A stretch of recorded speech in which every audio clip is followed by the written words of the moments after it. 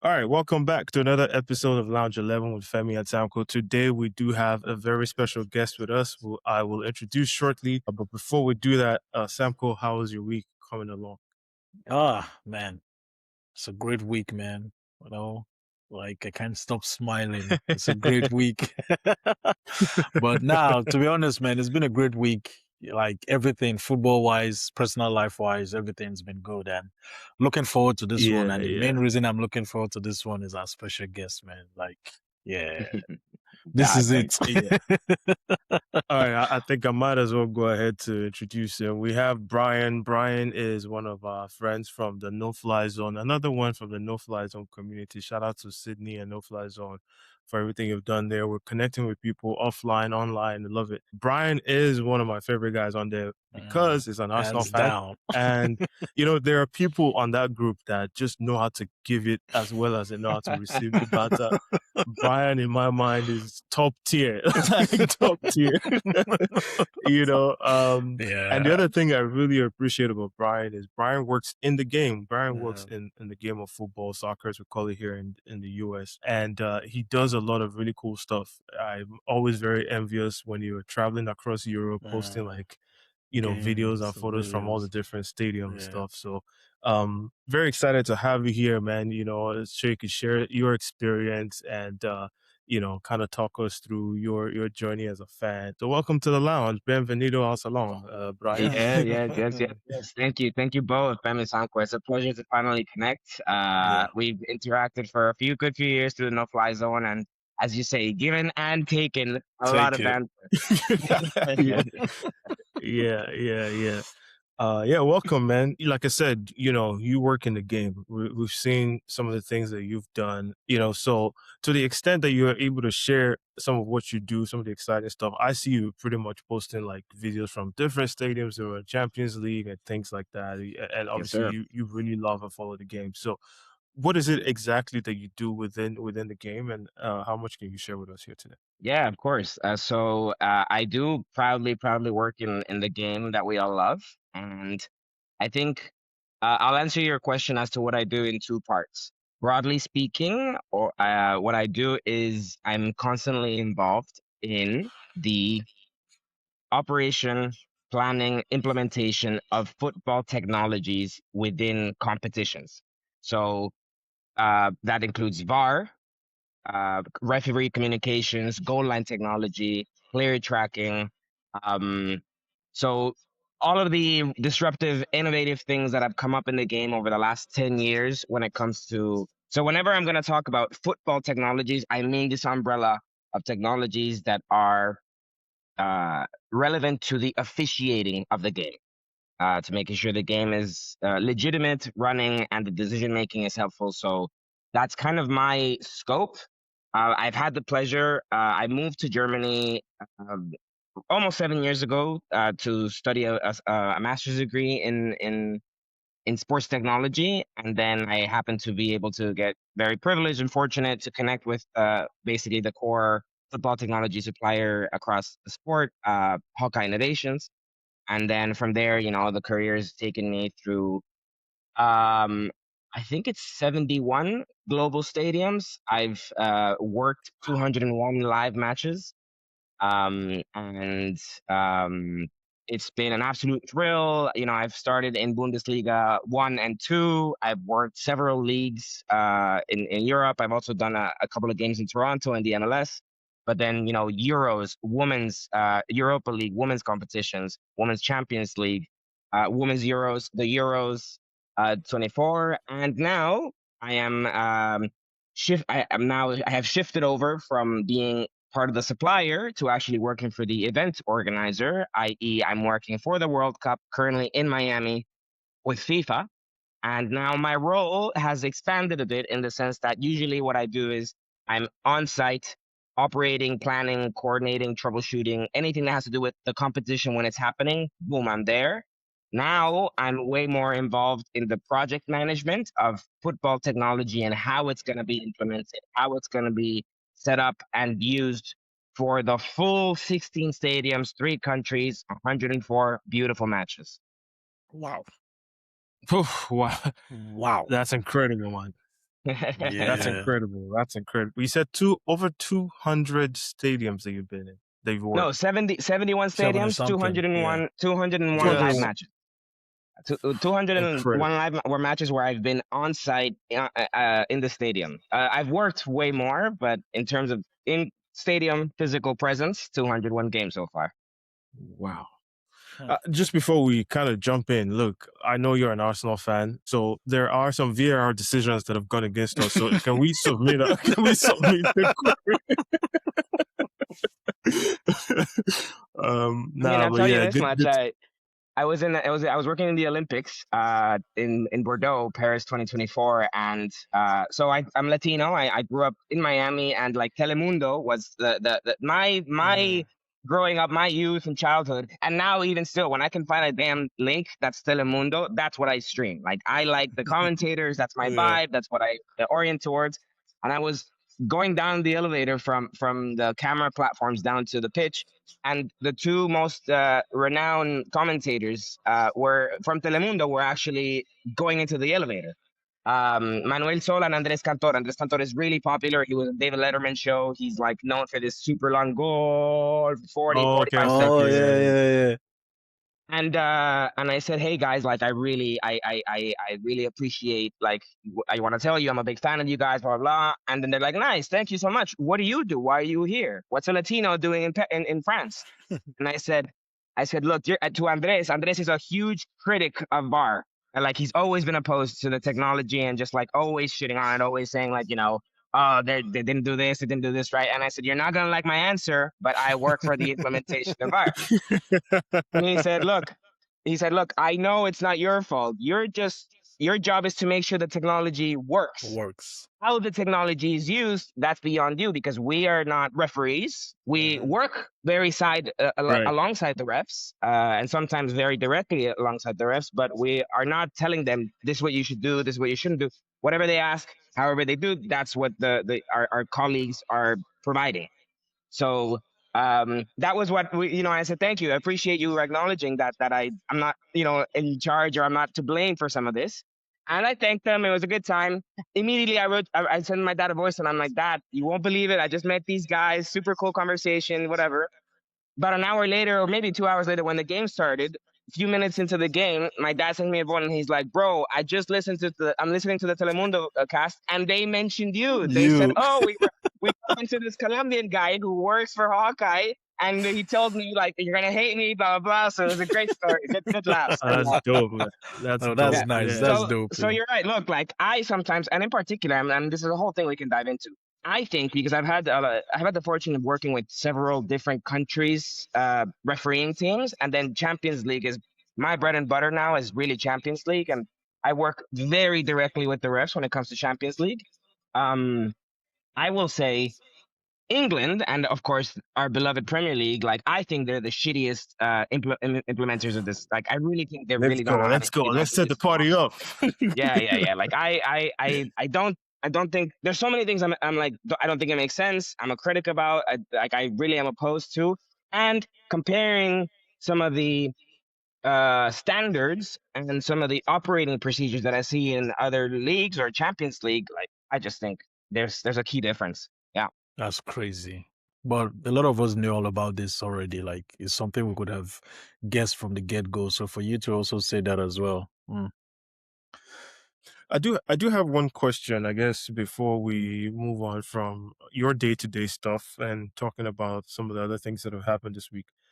Because you get to work across different leagues and different countries and all of that, how frustrating must it be for you to see the inconsistencies in how VAR is applied? So, for example, the same decision at the Champions League might be, adjudicated very differently in the Premier League, and so on and so forth. How frustrating must that be for you? That's a good question. I really like that question. In terms of like personally, I find it frustrating in the sense of like one of the key things that I love about this sport in particular is how it's very, very universal. And Mhm. the philosophy of the sport, generally speaking, is always the messaging is always across the levels, whether we're talking World Cup final or grassroots local, like we want the game to be the same throughout. So it's frustrating to me to see, okay, we have this philosophy and this idea that the game should really be kind of universal across all the dimensions. But then when we actually get into the professional competitions, it's a mess. It's a And a whole lot of the different thing. time, there's some times where it's like, uh, I'm not a huge conspiracy theorist, but there's sometimes where it's like, is there something else happening behind the scenes? You know, is there something, what's really going on? Because there's sometimes decisions or conversations or mistakes that happen that it's just like, especially me coming from a technology background, it's just like, well, like if you're using the system in a specific way, I remember one of the things, I think one of the worst, most egregious things that I've ever seen was the offside that Tottenham and Liverpool, maybe a season or two Liverpool, ago. yeah, Yeah, remember that yeah, one. yeah. Yeah. I to this day, I still don't understand how that error could have ever happened. You know, like I know how the technology is supposed to be operated, so I know, like seeing the play, seeing the images, seeing, I know what you are supposed to be doing, and just what was done versus what is supposed to be done from my perspective as an operator and a technician didn't make any sense. And then the whole conversation with refs, I just didn't. It just isn't. It's like, how can that be happening? That's one aspect. I will say now that I work for FIFA and I've had the really cool fortune, actually a couple of weeks ago I was in Zurich and I got to be involved in a workshop for the innovation department for all of FIFA, so not just World Cup oriented, but across the whole governing body. And it was really cool because they were the conversations that were the topics that were touched on were really about the sport in as a whole. You know, like FIFA very much considers itself to be the sport in a sense. The Like we sport, yeah. define it, we try to carry it, we try to push it. And so they do they are very sensitive, so to speak, to, like, one of their core considerations is, if we go to Japan, if we go to Malaysia or Thailand or the UAE, we go to Colombia, we go to Brazil, the game is played in a different way and the game is experienced in a different way, and they're sensitive to these differences. So they try to set up standards, but they also try to, the way they try to engage with some of these countries or some of these associations or leagues is actually considering some of these things. Maybe you're a little bit more physical in that aspect, or there's some things that you like more. We try to be flexible or adjust. So there, I think it's like, okay, then there is a factor of, like, and again, the sport, and look, I work in technology, and you know, in technology, and kind of like, if we push it to the extreme, it should be black or white. The sport itself, and this is my one of my absolute favorite things about the sport, football, is there's always going to be subjectivity. There's always going to be an aspect that you cannot define absolutely yes or no, and I think that's like life, you know. And so it's frustrating, but I can appreciate it sometimes, I guess. You know, Sakura, I don't know, do you have a question? Yeah, it's I don't even know how to phrase my question, because just listening to what you said is like I have so many questions, but at the same time I don't want us to take so much time Sure, in sure, this. sure. But let me just try and put as simple as I can. So, has there ever been a situation where it looks like you said, your focus now is the Champions League, right? You've worked in so many different countries, you guys implementing these technologies. Have there ever been situations where it seems like this country are like, oh, we don't want to use this technology in this way, or we don't want to use it in this way? Meanwhile, in the Champions League, this is how it's being used. In La Liga, this is how it's being used. But all of a sudden, in Serie A or Bundesliga or Premier League, they're like, no, we don't want to use the technology in that way. Have you ever like come Yes, across yes, situations like yes, that? definitely. Like it's a bit of a give and take. So Yeah. when a country or a football association wants to implement technology, the way it works is they actually go through FIFA. FIFA, like, Okay. collaborates with them, and then FIFA says, okay, what would you like? This is how we can implement it. And then there's certain ways. Now there's certain ways where they'll bring on VAR. Let's take VAR as the example, and then they'll say, okay, we'll take VAR, and these are the standards that we understand we need to implement it. But then, for example, like the Premier League, when every season, you know, at the start of the season, they say, like, these are the core directives we're trying to focus on to improve the game. So there is a window of flexibility where they can say, for certain decisions or certain situations, handball, for example, we are gonna try to. We really think this is in the spirit of the game or the spirit of the laws. These are really key handball situations. These other situations, while they might be argued to be handball, we won't consider them like that. So there is that flexibility and kind of back and forth. But again, it's in specific situations that are highly subjective. There's no situation where you're gonna use some technology where it's like, for example, VAR, and it's gonna change. I mean, it's changing for the World Cup, and then potentially it'll change in a lot of leagues over the next few years, certainly over the next season. Um, VAR, there's no situation where they'll say, okay, for a potential red card, we're not gonna take into account VAR. Or the opposite, we're going to take into account yellow cards or second yellow cards. We're going to take it into, because that isn't in the rules of the game. So if it's not in the rules of the game, which is IFAB, then they won't, they can't, they're not They don't allowed want to to, include it. Yeah, yeah. But Okay. look, I'll tell I you, have I'll a give you like, question. I'll say one thing related to this, because in the chat, constantly people ask this, and not just in the chat, everywhere. When something happens and they think it's a clear wrong decision, they're like, how come VAR didn't review it? And it's like, for sure it was reviewed. For sure, the team that's not the reviewing refereeings, those guys are reviewing pretty much every single play. Yellow cards, out of bounds. They're not changing the calls because they shouldn't, but they are giving feedback often to the refs of like, oh, you know what? Maybe it wasn't as strong as you thought it was, or maybe for next one, pay a little bit more attention. It was a little bit too rough. They give feedback, so plays are reviewed all the time. But the rules, that's where they really try to like stick to when it comes to the big action. So those reviews, sorry, just to touch on that, those reviews, like I said, everything is being reviewed. Are those people who review those things always the referees, or are they always referees? Always referees. Okay. Always referees. That's right. But you guys just help implement the technology or show them how That's to right. use the technology. Okay. Yeah, that's right. And they actually nowadays it's become quite elaborate. So VARs more and more receive really specialized training. And now it's becoming even a system where referees, you have to have a certain level of professional refereeing to be in this Okay. space. But there are referees now that once you reach kind of this level of certification, you kind of become a specialized into just being a VAR. Well, just being a So VAR. Okay. yeah, like at these high levels professionally, it's Mm, becoming more and more a situation where like they are just being VARs. So for example, for the World Cup, the refs are arriving in about 3 weeks to Miami, and they'll receive 8 days of intense training camp, where okay. it's intense training on VAR and how it'll be used in the World Cup. There's a whole bunch of new technology. Really, like this World Cup is extremely innovative. Lots of new applications of the technology are going to happen. So they're being trained to understand these are the standards, these are the new applications, these are the FIFA guidelines, and therefore, hopefully, we have a bit of a standardized tournament. Okay. Man, this could very well become a Could be a VAR full episode. episode. Oh And, yeah. I want to make sure we get to some other talking points, but I do Please. have a couple more questions for you. One is VAR related and one is just your role specific, right? On a lighter note, you've been everywhere across several countries, different games. What league do you think, your personal opinion, obviously not you speaking for any organization that you associate Yeah. yourself with, what league do you think gets it right the most in terms of the application of VAR? I would say That's I like better. the Champions League the most in terms of Oh, their approach to it. And I think I'll give a shout out to the Netherlands, the Eredivisie, the Netherlands League. I think it's a very small league. The scope of their or their football technology is also pretty small. They don't have any player tracking.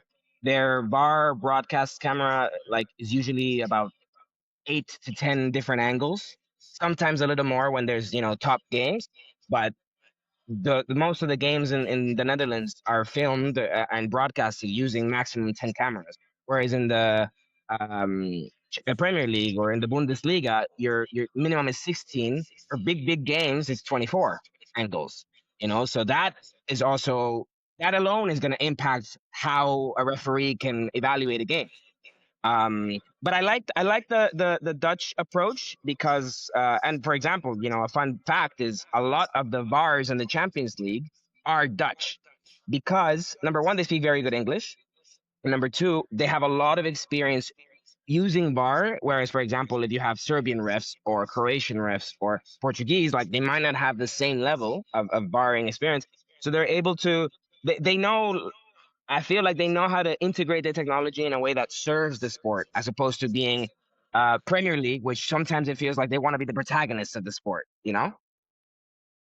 Got it. My final question, and then we'll jump into other things, is you've clearly demonstrated like a wealth of expertise within the game, not just in the things you've done, but in the places you've been as well. So, excuse me, someone listening to you today, someone that is really envious of the role that you play within the game, looking to get involved similarly, what kind of advice do you have for them today? Oh, look, How I can mean, someone get involved? So, like, yeah, yeah, I love that. I love that question, and it's maybe like one of the things I'm most enthusiastic about, and that's why I created my own podcast, which I've shared with you guys.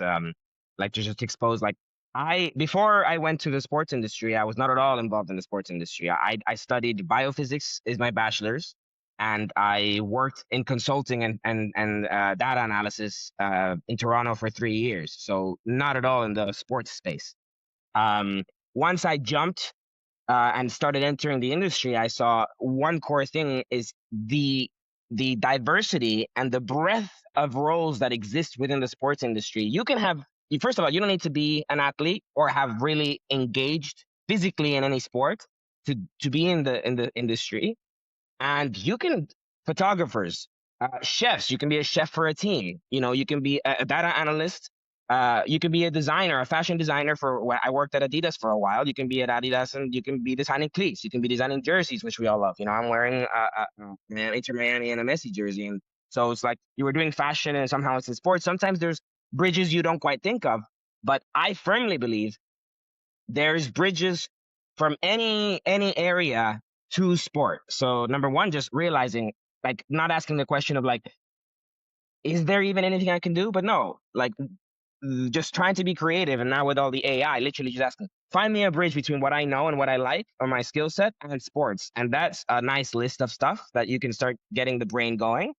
And then I think also it's a little bit about networking. The industry works very much in terms of networking, in terms of not only experience, but just realizing if you connect with somebody that's even in an outer orbit in the sport, they know people and they have and one of the things I like the most about the industry is most of the time, and this is even including Germany, and you know, Germans have a bit of like a certain cultural stereotype and a certain perspective of how they are. Within the industry, people are very friendly, willing to connect, willing to collaborate. And one of the things about it is now that I've hopped all over the world, I meet people that I've worked with all the time. Like I was in Colombia and I met somebody in France. I was in Chile and I met somebody that I worked with in Canada. So it's one of these situations where like the industry is very friendly like that. cool, man. Thanks for sharing a lot about your experience and the things that you've done. Great Pleasure. Definitely a lot of insight. cool and like, yeah, really, really, like I learned a lot just even listening to you speak about VAR and stuff like that. So Mhm. we're gonna, quickly pivot to stuff that we connect on. We share common interest on. Please. I see you wearing the Inter Miami jersey, but make no mistake, audience, this Yeah. guy is an Arsenal fan. Like I said, he defends the club, speaks 100%, 100%. I'm very a highly Miami about what. boy. That's why I Yeah, added on today, of course. Yeah. but I Arsenal's in should my have heart. worn my I should have worn my LA FC jersey as well. Yeah, But yeah, yeah. But yeah, we'll switch to Arsenal when we have someone in the guest in the lounge for the first time. We just want to get a sense of how you became an Arsenal fan. I know you're an Arsenal fan. What was your initial or the first experience that you realized, oh Yeah. my God, I really love this team? So when I first started engaging, let's say more with Arsenal, was through FIFA, the game, you know, the PlayStation game, Oh, PlayStation 2. yeah. Yeah.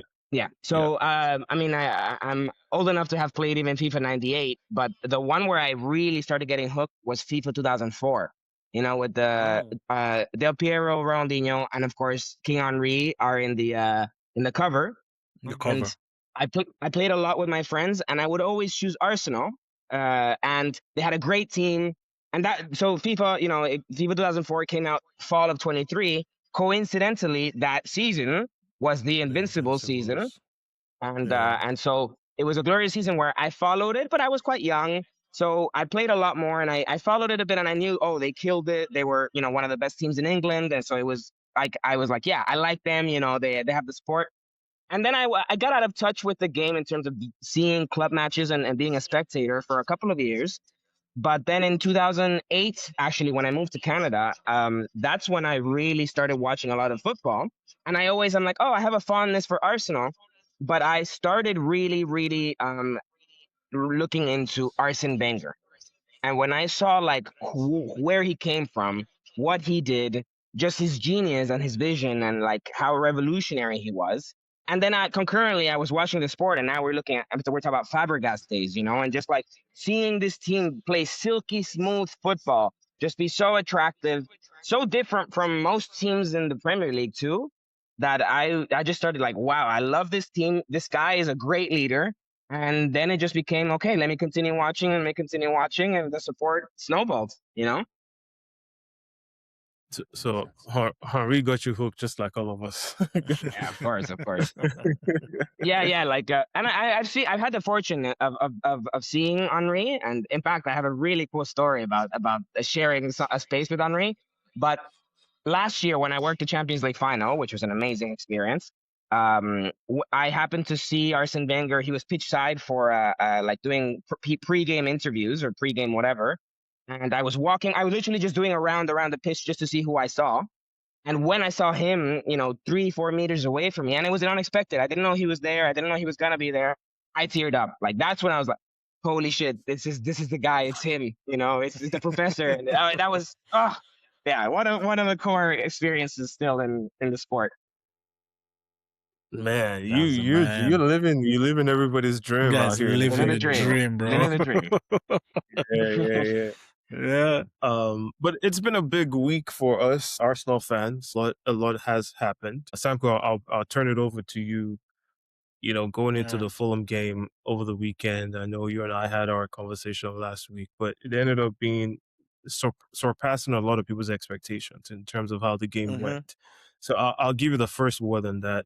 Were you surprised about what you saw in that game? Yes and no, because the reason I say yes is because I've come out for a few weeks now and said I've not been looking into our performances. I've just been more focused on getting the results and getting the 3 points. And in the first half, was I surprised about the performance? No, if I'm being honest, because we've spoken about this before. I know a few episodes when we had the guys from What We Fegi Do podcast, and they talked about like, what do I think is going to change our way of play? And I said, if you look at how we play and the players who make us attack or get our results, a lot of them have not been available. We've not had Calafiori that helps us in our attack. We've not had Timber. We've not had Saka. So for the fact we didn't have those guys, I definitely knew there was a little bit of our performances were a little bit below par just because of that. So when we saw that starting 11, I remember, I think you were the one that even posted the starting 11. And I remember the first thing I said was, wow, I love that 11. And the reason I love that 11 wasn't even about Saka. It was more about Calafiori and Skelly. I have been one of those people since last season. I kept beating this drum that I understand Skelly has done really well for us as a left back. But fortunately for me, I watch a lot of the academy games and I keep telling people, I say there's a reason Mikel likes him in the left back position. It's because he's able to drift into the midfield and play as a midfielder because that is his position. So from last year, I kept saying we need another left back because you see this kid Skelly, he is designed to be in the midfield. So I was so happy to see him and Calafiori play that game because I think two of them give a balance. When Calafiori is given a little bit of that overlap, Skelly can drift in and play that left back role. When we're defending, he comes back into the midfield. When we're attacking, he goes into the left back role. So that was something I was very happy to see. In terms of the performance, was I shocked? No. But then again, another professional performance. Second half, it takes out Saka and just raise the boys based on the game we had during the week. Like I said, for me, the most important thing was the 3 points. But I think getting those goals, because you said it last week that someone was going to get a slap in very soon.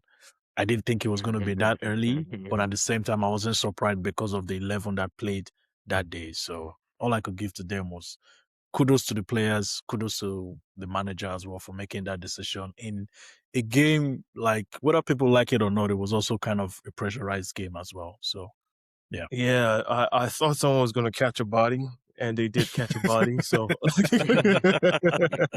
I'm very happy with that. But Brian, over to you. I'm sure you've seen not just in our group chats, but across social media, everybody's talking about how Arsenal we've not been as exciting. It's been boring playing with the handbrake on or whatever the case might be. Yeah. MLS coming into that game was really bold, in my opinion. But what Hmm. do you think this week? We've seen what 2 games since then, right? Like Fulham and Atletico. Oof, beautiful. Fulham and Atletico, Wow, wow, wow. My yeah, boy. that's Man's yeah, backing My up his talk. boy. Like it. I like it. yeah. My boy. There is almost this indication that Arsenal has turned the corner in terms of playing exciting football or whatever the case might be. What do you think has contributed to that, especially with only 3 or 4 games left in the rest of the season? Yeah, good question. I mean, it's hard to put like a definite answer. There's all these factors and there are all these still open questions. You know, historically, April is a terrible month for Arteta. Historically, May is an amazing month for Arteta. And we enter May, it's like literally second day of May, and all of a sudden we're flowing. But one thing I will say, and I think it aligns a little bit with what Samko was saying, like I'm not a type of fan who like gets caught up in 1, 2, or even 3 games and says, oh, like all of a sudden, like our level is now different, you know? And like my dad, for example, who's a huge football fan, watches it, that's where I got my love for the sport. And sometimes we voice note, and like if he sees a great performance from City, he'll say they're unstoppable, they're unbelievable, like who can ever stop them? And then they get kicked out of the Champions League, and they're like, "Wow, they were terrible." Like, "Wow, what's their season gonna look like?" And it's like, bro, this was a 5 day span. Like, Yep. that's not how it works. And like Yeah. with Arsenal, we know. Like for me, I think one of the biggest things that has maybe changed or like impacted what we've seen in the last couple of games is literally just bodies. Like being able to have some people back helps us in terms of whether it's hard to quantify, you know, how much minutes played takes an impact in terms of quality you see on the pitch. But it's on our you can't argue that there is some impact. You know, PSG, most of the Mhm. players like they have half the minutes that Arsenal's played. And that's just looking at a raw number. The Premier League is a totally different beast in terms of pace and physicality than most of these other leagues. I have lived in Germany. I've seen and experienced German football the most, and I keep saying it in the group chat. I don't rate it. Maybe 3 years ago, 4 years ago, I thought it was a higher tier. But the last 2 seasons, I cannot stand German football most of the time because I really think it's low quality compared to some of the teams' reputations. So Mm. now having some players back, I think that's a big deal. Also, just changing it up. Like Subamendi, I love what he's done for his first season. I think he's a really quality player. But jumping from Spain to England, huge jump. And then the amount of minutes, the physicality, to me, he was a clear weak link over the last 2 months. And then you bring on MLS, and boom, huge impact. MLS was absolutely like seized the game by the hands too. There were moments where he was just so like, and he's just such a powerful boy. You know what I mean? Like the guy is like Yeah. Yeah, powerful. it's a So powerful that boy. Yeah. that's an important thing to like. I just think like I understand Arteta's consistency in like starting 11 almost for most of the season when you can, but I also think you gotta, depending on the game, depending on the players, you gotta. We have enough factors to change it up, and we have to great effect. Yeah. It's funny because we talked about this. I like how Samko referenced the what will Fergie do pod when we had them on, because I spoke specifically about this thing. I think not having fullbacks fit, and obviously Saka was one of our best chance creators available, has made quite a big Mm. difference. And sometimes people say, oh, Arsenal, we complain about the players never available, but there's a reason why these guys are starting 11 players for us, you know. I thought about I watched PSG this week, which we'll get to shortly. Mm. Hakimi was injured, so he didn't start the second game, and maybe that played a role in how they performed. But I imagine the way they attack with the fullbacks, I can't imagine what PSG looks like if they don't have Mendes and Hakimi at the same time attacking the lines, right? I think they're a completely different team.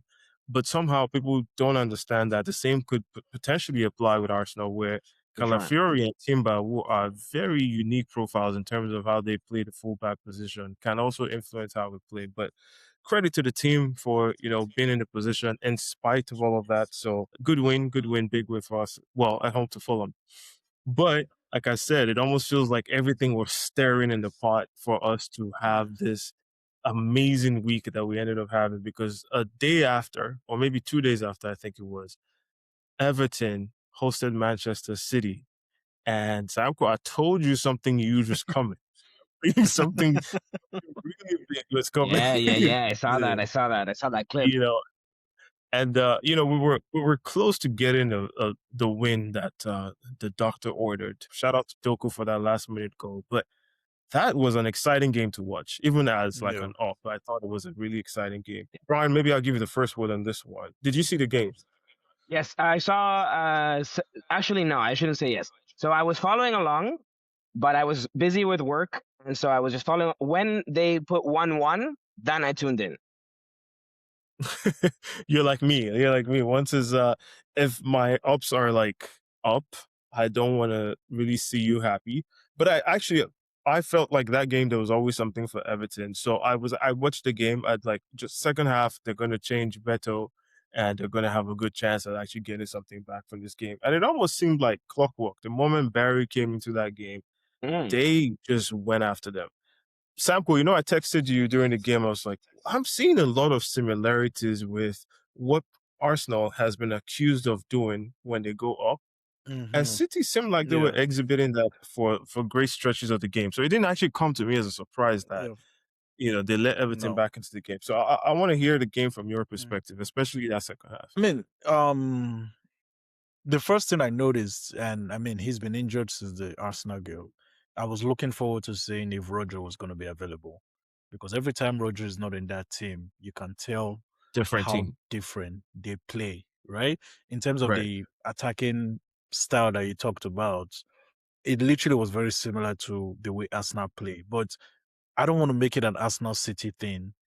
When you look at how teams play, when you have a team that is set up in such a good shaped structure, the only thing you have to do is to figure out how to get through, because you're basically facing two lines of defenses, right?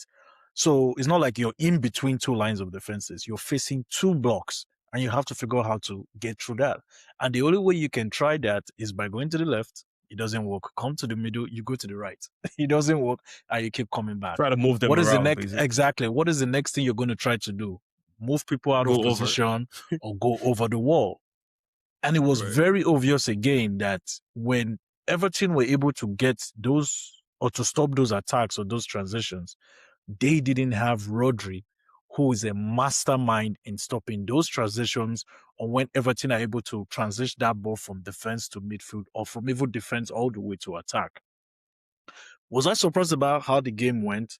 Absolutely not, because a lot of people just have decided to turn a blind eye to City, and everyone has these blinders of the treble winning City.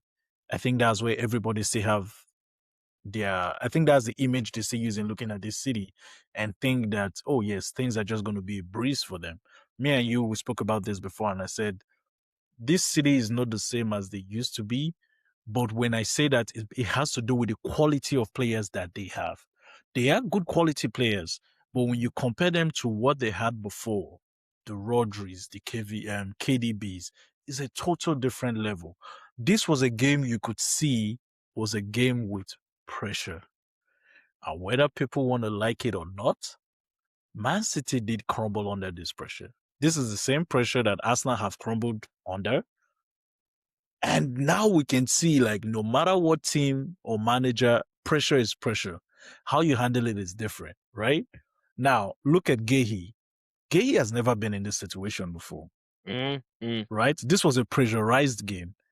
Gehi is coming from a team that he's played with a goalkeeper behind him who knows how to play from the back in Henderson, right? But you've been in Man City since January. This is May. You look to the back, you see Donnarumma. Do you want to tell me that pass is not as easy as it sounds? But again, this is where the pressure comes into play, right? Because I think he scanned around and he didn't see the Everton guy next to him. And he just laid off that little pass. this is the same pressure you're going to use to criticize Arsenal about. But guess what? It happens to all players. How they handle Mm. it is literally what makes them what and exactly who they are. So in terms of the game, the result, was I shocked? No. I predicted a draw for this game. Like I said that Everton game is going to be an interesting game just for the fact it was happening on a Monday. It was happening at night. There was a possibility of no Rodri. I'm like, that's a game I really want to watch. That's a game with pressure because they matched Arsenal with points.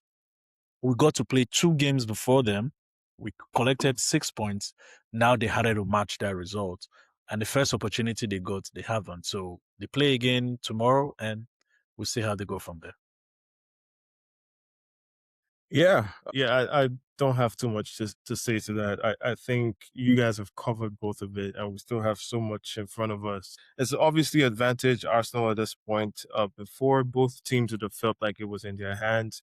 Whoever was going to win all their games, and I think Sample called it a shootout 5 games ago or 2 games Yeah, ago. straight up. Yeah. Right. And so Yeah. it's no longer a shootout. It's no longer a track No, meet. It's no, no, no. Arsenal wins all the games. There is no questions about it. We are going to be champions for the first time in 22 years. So hopefully we could Okay, do that. But unbelievable.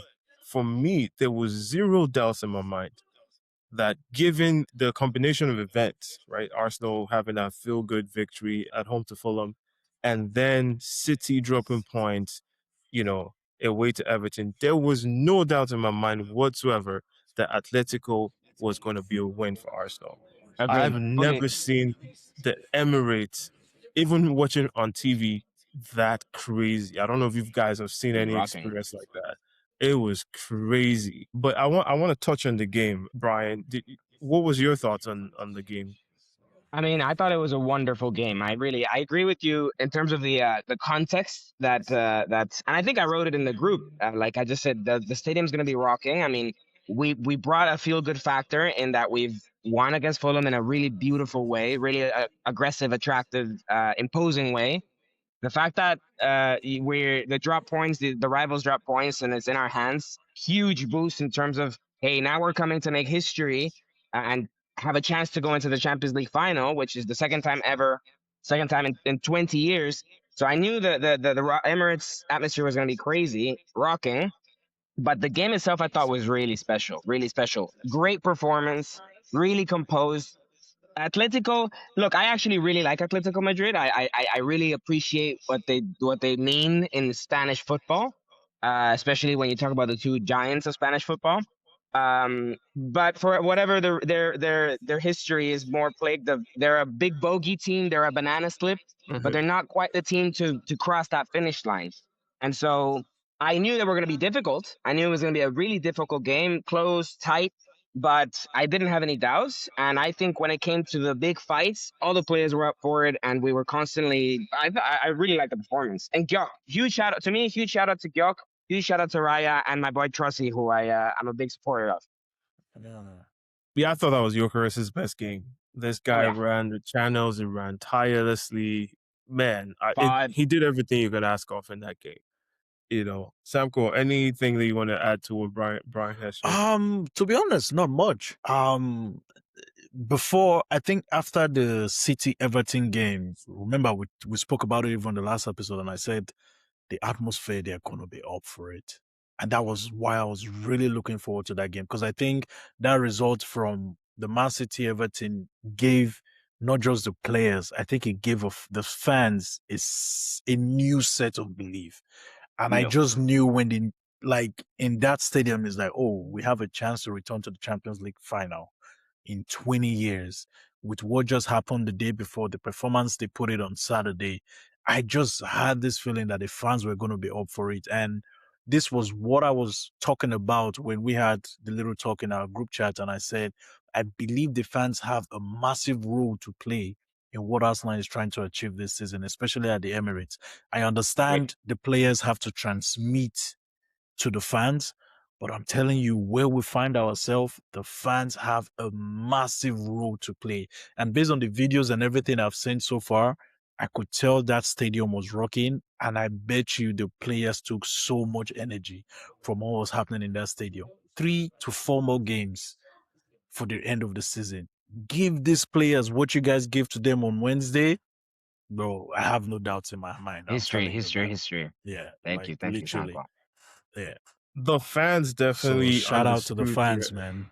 Yeah. they understood the assignment for sure. They Mm. understood their assignment.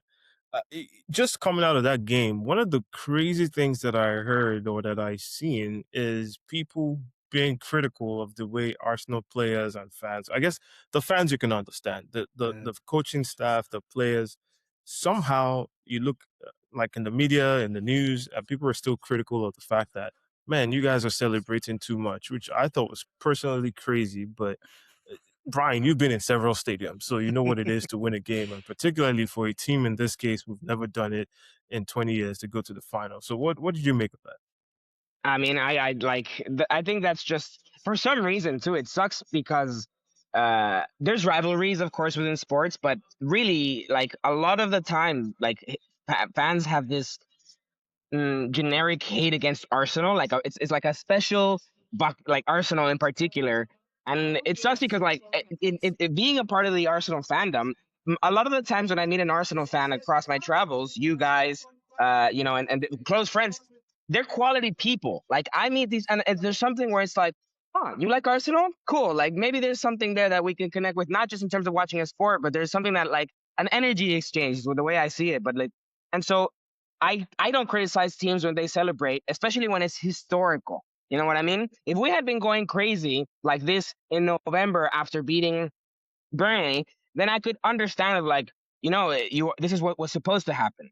But like us reaching the Champions League final after 20 years and so much struggle, also compiled in the context of we just the team that's literally been chasing us slipped, and we're still pushing in the way that's again historic. Like if this isn't the chance to celebrate, then there is no other chance to celebrate. Like this is the time where we get together and say, oh shit, all the hope, all the support, all the frustration, all the tears in the past, look what's happening now. So yeah, I absolutely root for it. Samko. Yeah. For me, it's so funny because I try to never police or determine or construct, criticize how people feel about their team Good point. because it's how you feel. I can't relate to how you feel about your team. But in the last 2 days, the thing that I noticed and I started telling myself, I think why a lot of people, and some people might want to call it a victim mentality thing, but the facts are the facts, right? We know what it is in social media and how people always want to tell Arsenal fans what to do and how to feel. I'm beginning to move towards the direction of a lot of opposition fans have tried to break Arsenal fans. And I think their inability to do that is the problem. And when I say that is, I say it in the sense of no matter how bad Arsenal have been, a lot of us have stood by our club. So I think they try to break that spirit by telling us, oh, you shouldn't feel this way. Oh, you should expect tomorrow. Oh, you should do this. Oh, you guys have not won anything. You've not done anything. So why are you talking? Why do you feel this way? That's how I'm beginning to see, like, you've tried to break these fans down so many times for so many years, and you're unable to do it. And I think that it gets to them. So when they still see us happy, when they see us support our team, which we just happen to be in a very crazy era now when it has to do with football, but it takes a lot to support your team. Good, great, bad times. It's not always going to be about the great times, right? So that's how I see it now. Like, so I don't take what it says seriously or anything. I just look at it like there's a little bit of bitterness. It's okay for you guys to talk all kinds of negativity about Arsenal. So if your job is to talk negativity about Arsenal, my job is to talk positive about my club. So if I do it, why do you feel a certain type of way? Why do you want to tell me how to feel when my team just made it to a Champions League final that we haven't done in 20 years? Mm-hmm. Why? You take any opportunity you get to try to push them down. You take it. No one comes to control what you're bantering Arsenal fans for. So now they're happy for what their team and all. Yo, we lost the Carabao Cup final. We lost to Bournemouth. We saw the news. We drew to Wolves. We saw the loud this thing and everything. We win games with set pieces. Oh my God. Why are you winning with set pieces? Football writers are coming out to say, oh, exactly. Football writers write about us now winning games and not being entertaining because we are winning games with set pieces. But all of a sudden, football writers are giving Bruno Fernandes player of the year, who got most of his assists via set pieces. Yo, Tuesday. We'll whatever we'll come way to you that. want to feel it by your club, man. I'm sorry. Just feel it by your club. So yeah, that's it for me. I'll touch on what you said shortly, which is my view on why the hate is what it is. I have my own personal views. I've shared them with you, Samko, but I think I'll share it with the audience today. Oh, I But agree before I with get your in, view for sure. yeah. But before I get into that, I think the celebration thing is ridiculous to me. I'm Brian, spot on 100% with you. If you cannot celebrate making it to the finals, especially given the historical context, then I don't know what we should be celebrating. I think we forget that sports does this to people. You know, there's a lot of highs that come with sports. There's a lot of lows that come with sports. I feel very disappointed when we lose the Carabao Cup final to Man City. I feel extremely disappointed when we lose and fail to take advantage of the chance to extend our lead against Bournemouth. I'm allowed to feel those things. At the same time, I'm also allowed to feel elated. I'm allowed to feel excited that, man, wow, this is crazy. We have a chance for all the marbles to win the Champions League, something I haven't seen as a fan of this club for over 20 years. Like, why? And even if you've seen it before, like the next day, which again we'll talk about in a minute, PSG and Bayern Munich, I saw them go away and celebrate on the Bayern Stadium, in the Bayern Stadium, on the Bayern Field with their fans. This is a team that just won the Champions League a year ago, right? So it doesn't matter whether it's 20 years or a year. Like, I think you have to be able to take this moment. Otherwise, you lose the joy of the sport, right? You lose Yeah, why that's we're right. actually watching the game. Like, That's right. why do That's we right. bother celebrating a goal? The game is not done, right? Why do we celebrate a goal then? If we might as well wait to 90 minutes to determine the outcome, right? If we want to be so critical. So I think it's all silly, and I think it ties into what Samko has said, which is where I'm getting to next. Yeah. I agree that there has been and there is, in my mind, an agenda against Arsenal. And I think I understand why. At least these are my views, right? I want to kind of share them with you guys. My views are this, right? This is the reality. And we're not running away from it as Arsenal fans. This club hasn't won the league for 22 years. So much so that we get discounted the FA Cups that has happened in that time, right? We get it. Even we discount it. No, we don't discount it, but we really want the big one, right? Yeah. And I Yeah. think what's happening is for a lot of us millennials, a lot of us in our age group or peer group, we've just become so used to the banter. We've become so used to the Arsenal being the punching bag for those jokes that a lot of people cannot fathom what it's going to look like when those jokes are no Right longer after. funny. Yeah. Because if you imagine someone that is 35, imagine someone that's 35 for 22 years, I mean, since they've been 13, the construct of a joke to them is Arsenal, but you guys have never won the league. That 13-year-old guy or lady or whatever grows up to 35 and now has to adjust to a new paradigm, The a new, new, yeah. a new Yeah. reality. I think they're struggling with that. That is what I because I see don't that. I know see that. what I mean, I think like think of how many people are gonna leave our group chat once we lift the trophy. Okay. I don't know. I don't believe they will. I don't believe they will. I think we joke about it, but you see, that's the They'll thing come about back. They'll come sports. back. I don't even think they're leaving, and that's the point I'm trying to make about sports. It's all part of it. I enjoy it. I dish it out as much as I take it.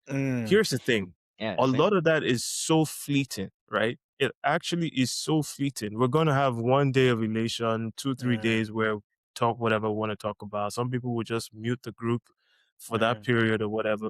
But guess what? I was looking at the stat or something earlier today. Samko, I sent it to you, and maybe Brian, you can help confirm. I saw something on Twitter today where 10 days after the Champions League final, we're into the World Cup. Oh yeah. Immediately. Right. So Yeah. it's like, A this lot of is them real even have to life. be with their national teams by the Monday or the Tuesday after the Champions League final. That's exactly right. Exactly. Yeah. So my point is, we're going to move on to the next news immediately, and it's just going to be the thing that's part of our fabric. You just don't have I am jokes to tell moving. anymore. I am No, moving. of course we're not moving, but I'm saying like I don't think anyone is running away because there's the new thing that is going to come, and now the jokes just wouldn't be funny for the next season if we do go on to close the deal, which I believe we are going to do. So that's my view on what it is. I think a lot of people are just struggling with that reality, and there are a couple teams that know that they're next if Arsenal should win this thing. Like they are going to have to They deal come to with the the stage front and center. everything that you have said True. about the club now by association or by precedent applies to you now. Uh-huh. You know, if you haven't won in however many years, we are going to now Yeah. start counting those decades from Yeah. 1 or 2. Yeah. You know what I'm saying? So Long day. that's what I think it is. But you know, we got a few more games to get there. But yeah, congrats to Arsenal. We made it through to the Champions League final for the first time in 20 years. Really, really exciting stuff. Congrats to Mikel Hell Arteta yeah. and the coaching staff and the entire team. Let's turn our attentions to the team we're going to be playing in the final, PSG. So we're touching a little bit about that game, PSG versus Bayern Munich. Bayern. I told you, I think most people expected that we were not going to see those fireworks that we saw in the Yeah. first leg. And that's exactly what we got. It was cagey. PSG showed a totally different side to them. Yeah, whichever one of you wants to take it first, actually. Yeah, Bryan You can know. go. Well, look, I didn't expect to have the same 9 goals. I knew both teams were gonna they're super offensive, and Bayern at home is a team that never fails to score. So there was enough in my mind leading up to the game. There was enough for me to be still, how is it gonna unfold? But that's like in terms of right before the game. Look, I said this in the group too. Like coaching for me, I don't know that I think Vincent Kompany is in that upper echelon. Whereas I know Luis Enrique is, to me, he's the best coach in world football right now. Pep is, of course, like right, not just there, not this season, but of course, in terms of what he's done and the current coaching. But Luis Enrique is an absolute tactical wizard. What he does with that team, the way those people move around, it's unbelievable. The way it's so hard to just keep track of how the movement of these players and the swapping of these players.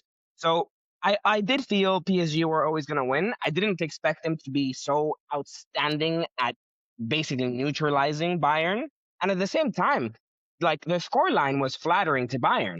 To me, a 3-1 to PSG was what should have been a fair result in terms of they attacked, and the chances that were really clear were always PSG's. So I mean, look, I wanted PSG in terms of the two teams, Bayern versus or PSG in the final. I wanted PSG. We slapped Bayern earlier this season. Of course, Bayern's been a crazy on our back for the last in the Champions League for the last decade. But the way that we lost the Champions League final spot to them last season was so frustrating. And to be fair to them, they won it in such a tantalizing way that I said, no, this is the team that if we to be the best, you got to beat the best, and this is the team I want. And they showed it to me across the both legs. I thought they were an outstanding, excellent team. I said exactly the same thing. I wanted PSG too. I want PSG. In fact, I think I might have said the same, that we are on a collision course with PSG. So it wasn't actually surprising to me. I was just really impressed to see a different side of Enrique. We talked about a schooling that it was going to give the company. And I think they realized, look, we're going away to Bayern Munich. This is an offensive juggernaut in a lot of ways, and we don't need to get as gung ho as we did in the first leg. And they did exactly what they had to do. They ceded possession to Bayern Munich. Maybe I think Bayern Munich might have even had the most more shots in the game. But then, Yeah. like Bryan said, they had the best chances. I could have gone away from that game with a much more flattering result for them. So congrats to PSG. They're through to the final. Do you have anything you want to add to that, Samko? For me, I mean, you know how I feel about Enrique, right? I spoke with one of our friends during the week, and it was like, "Oh, you seem to say you would like Enrique. I thought you liked the way of Mikel's football." I said, that's the thing with a lot of you guys. You guys just always want to see one type of football. The reason I like Enrique is because he's a very adaptable manager. And if you didn't see that in this game, I feel bad for you. If there were two things I was very, very impressed with what he did in this game was when he brought in Zayn Emery to play right back and he brought in Fabian Ruiz. What those guys did, because if you remember the first leg, Olise was having a field day with Mendes. But in this game, he brought in Fabian Ruiz to play on the left-hand side of the midfield. And if you notice, that guy never really did so much attacking. He literally helped Mendes on that left-hand side against Olise and the right back. And then Emery on the right back as well wasn't bombing down the flanks the way you see The same way Hakimi and everything. So they were literally very structured. And I think those two guys was the reasons why they were so structured. Again, shout out to Marquinhos and Pacho. Man, those guys are very solid, man. You see that Pacho guy? I saw something that he's not had a yellow card in 30 something games. Oh wow. Yeah, I was saying something like he's not had a yellow card in about 30 something games. And I'm like, for a guy who's very physical, like he loves to get in that battle with a lot of players, for you to be able to get away with no yellow cards, very, very impressive. But I think Emery, Fabian Ruiz, they were very, very good on the day. Again, tactical masterclass. The minute Enrique scored that first goal, I was like, yeah, these guys are in trouble. Because now you are going to really have to come out. But he contained, man, this guy, that first 70, 80 minutes, he contained by like everything company had to throw at him. They contained every single thing. Yeah, they had everything under control. So that's right. I was really impressed with that. Did you guys see the clip that has been making the rounds about how the goalie would keep playing the ball to the throw-in so that they could press or counter press Olise when Bayern when they had it?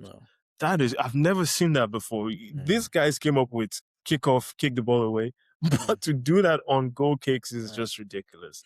Yeah, bro. Yeah. It's that type of thing. That's type of an example where it's like you clearly are operating at a level of tactical understanding and innovation that like very few coaches really even exhibit. So it's I really think that was a key difference between the two sides. Yeah. Good. Congrats to them. Looking forward to playing them in the final. I'm actually really, really excited to see how we measure up to them in the final at the end of May. So we'll find that out in a few weeks from now. I wanted to switch gears a little bit. It kind of concerns PSG, but it's about some other story that has been making the rounds in Europe lately. PSG story is incomplete without telling the Mbappe story. 2 years ago, when Enrique came, we all kind of saw the news, basically trying to tell him to participate more in the team effort. And I think shortly after he left the club, since he's gone, PSG has gone on now to be in two finals. Two on finals. course for two Champions League. Of course, we're going to have something to say about that, just so we're clear. But they're really on course for two Champions League wins in 2 years, back to back. First time since I think Real Madrid did it a few years ago. On the other side, Mbappe has not had as much success. In fact, they've not won anything of importance. I know they had that is a Super Cup or whatever I really enjoyed, but they haven't won the league or something. Yeah, like whatever that was. They haven't won any of the domestic things available to them or even the Champions League. And this week we saw that over 30 or was it 40 million people at the last count signed a petition to get him out of there. So much going on in Real Madrid, but just kind of want to touch on Real Madrid and Mbappe. What do you guys make of the petition, first of all? Bryan, over to you. I mean, I don't know. I think a decent amount of those numbers could be bots in terms of that's. I mean, especially if you're telling me tens of millions. But in terms of people just maybe seeing the club is not performing where they're used to in the standards, it's easy to scapegoat one person. I do think a part of it is a scapegoating of but I do think there's validity of this guy who, and I was talking about it with Fola, who's the one who brought me into the no-fly zone. when he was a teenager, 10 years ago, 8 years ago, I loved Mbappe. I thought this guy is unbelievable. Of course, when he won the World Cup 18, and he was a master performance. His finals performance in the Qatar World Cup. So the level of his talent is we're talking, generational, breaking through to the pantheon. But his influence and his kind of attitude, I definitely don't. I can't stand behind it, and I think that's clearly shown in Real Madrid and even before when he left with PSG. Like the last couple of seasons. Uh-huh. Bryan is preaching, man. Like, you know how I feel about this thing, man. Like, about the whole petition thing, yeah, I don't really pay attention to that because I'll bet you've got PSG fans in there, you've got Atletico Madrid fans in there, you've got Barcelona Mhm. fans in there, and so many things. So the petition And stuff, trolls, yeah, they're trolls. People trolls. So yeah, I'm not Trolls, paying trolls. I need attention a to link it. so I can Yeah. sign the petition too. Like they're trolls and all that, but like everything Bryan said was just 1,000% true. That's the same way I feel. I think there's a little bit of scapegoating in here. His behavior and everything, like he said, it's the same at PSG. I think what a lot of Madrid fans, which I feel the scapegoating comes into it, is they're acting like they don't know what they bought. This is what you bought. Like, what is going on with Mbappe? National team, he does it. PSG, he did it so many times. So what is happening at Madrid is nothing close. Undeniable talent, one of the best players out there. If there's one thing about Mbappe, and I'll tell anybody, he would never cheat you on his deliverables. Never. Never. This is a guy you bought to be a striker. I went to go look into his numbers. In two seasons, this guy has already done 100 GAs for Real Madrid. As a striker, please tell me, what else do you want? Mm. In 2 years, he's gone 100 GAs already. He's not playing left wing. He's not playing right wing. He's not playing your number 10. He's not your DM. He's not your wing back. He's not your center back. He's not your goalkeeper. So literally what you bought for him or what you bought him for, he's delivering. Yes, we can talk about the balance of the squad and all that. But the other things about people trying to make this whole Real Madrid issue and Mbappe issue, I'm sorry, you guys have more problem than that. Your defense Oh haven't yeah. been good in what, 2-3 years now? You've needed some players for 2-3 years now. You've been having a managerial merry-go-round for literally in a year now. All these things make teams unstable. When you buy superstars or global superstars, this is what happens. Let's not act like Vinicius Jr. hasn't displayed some behavioral issues while wearing the Madrid shirt. So why is it different with Mbappe now? Because you're not winning. And now you're trying to make it seem like he's the reason you're not winning. And it's funny because when he signed for Madrid, I remember telling myself, I told some people, I'm like, man, I really do hope this thing works well for this guy. Because you're going to a very volatile fan base that when things are not working for you, I promise you, you would be that scapegoat. And here we are. Literally There you are. 18 months later. This like, just take yourself out of that vacuum. How do you look at Real Madrid and tell yourself Mbappe is your problem? Like, how do you do that?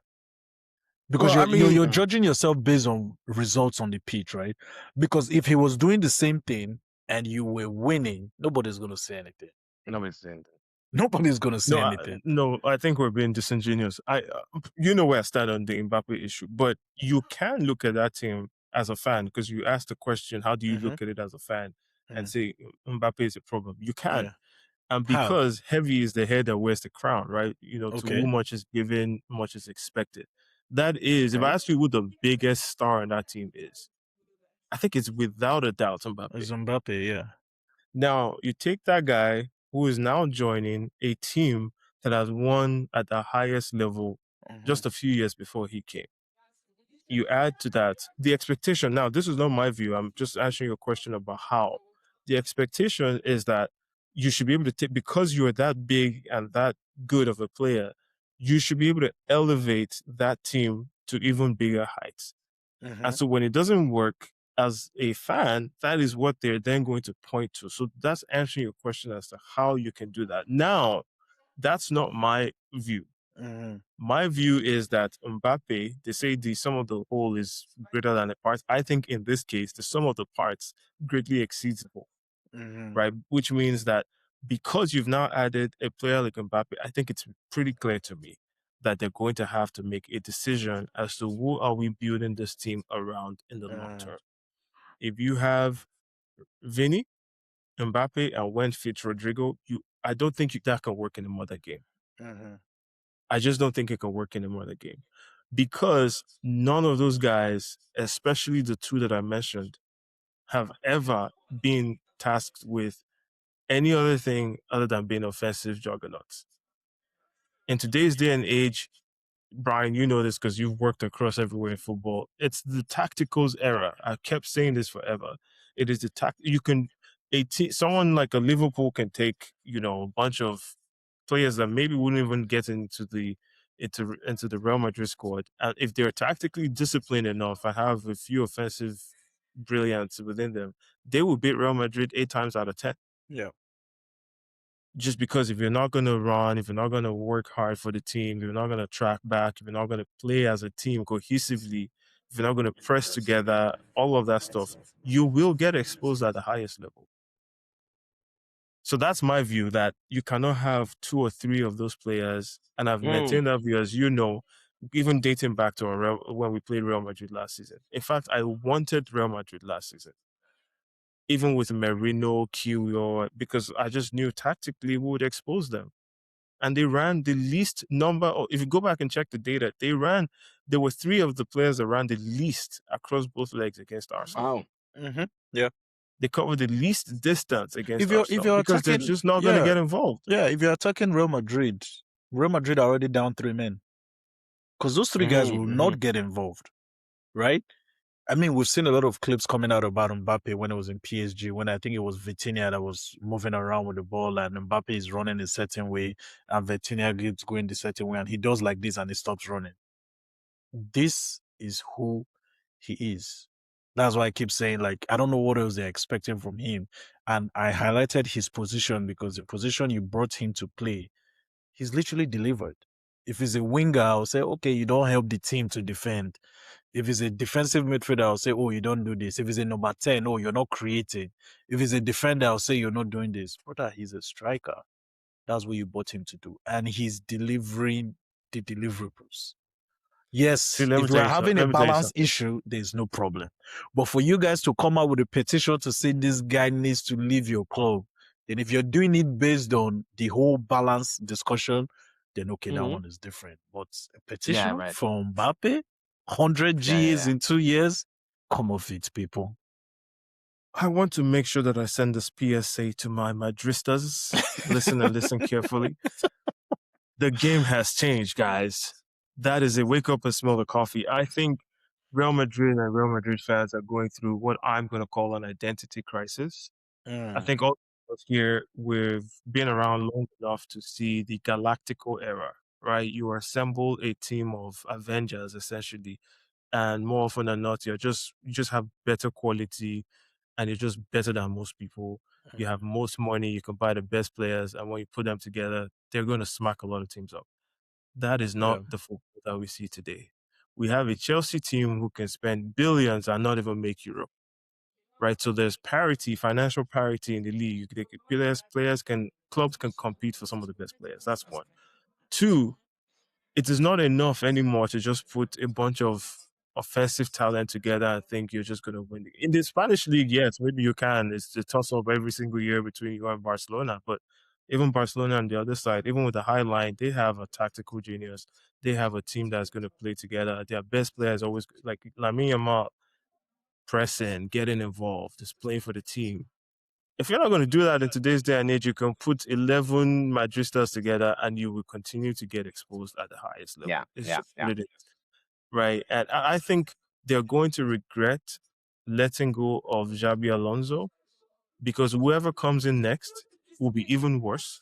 than Xabi Alonso in having to reset that culture. That's my view. Or they just accept I'm bringing in somebody just to try and manage the egos, in which case, in my mind, you're behind the eight ball.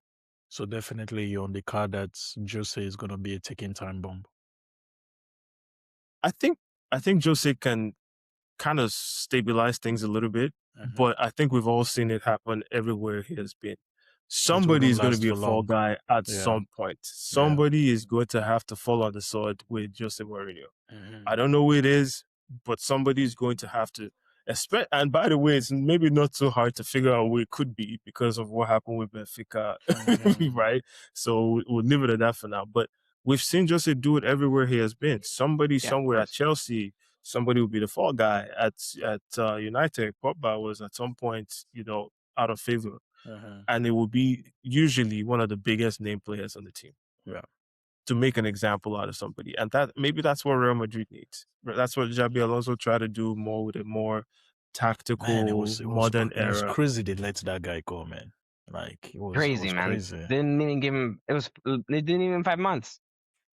I think ridiculous. That's absurd. Yeah. You know what's funny is you listen to, like Bryan said, that Enrique is probably the best manager in football today, and I don't disagree with that. Although I know a guy in London, if you know what I'm saying.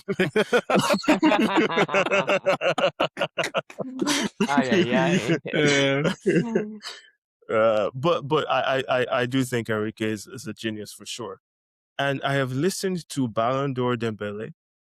I've listened to Kvaratskhelia, or however we say his name, come out after this game. And both of these guys are two of the most important offensive players in that team. Say, if you don't run in this team, you are not going to play. Can you imagine Dembele, Ballon d'Or, biggest player in the team, literally coming out to say, I've accepted that if I don't run, I don't play. Or this guy got subbed off 65th minute into the last game. With the thing still on a knife's edge. Imagine Femi or Mbappe getting subbed off under the same. Remember the famous clip of him talking to Mbappe in PSG? Of course, yeah.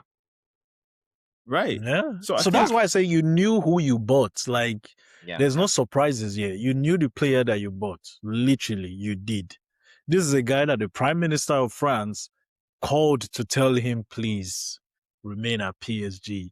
This is a guy that Saudi Arabia came in with money and he said, no, I'm waiting for Real Madrid. Please, what kind of humility are you expecting from that guy? Didn't this guy get subbed off and go change? Exactly. Like, Mbappe is different. You get what you pay for. You get what you paid for. Yeah, it's simple. Yeah. Yeah. All right, man. Let's move on. Let's jump back into the Premier League stuff for some of those minions who did not participate in Europe. Make sure we don't forget them. So he's minions. Before we get into the games coming up this weekend, we want to shout out to Bruno Fernandes, who today was announced the Football Writers Association Player of the Year.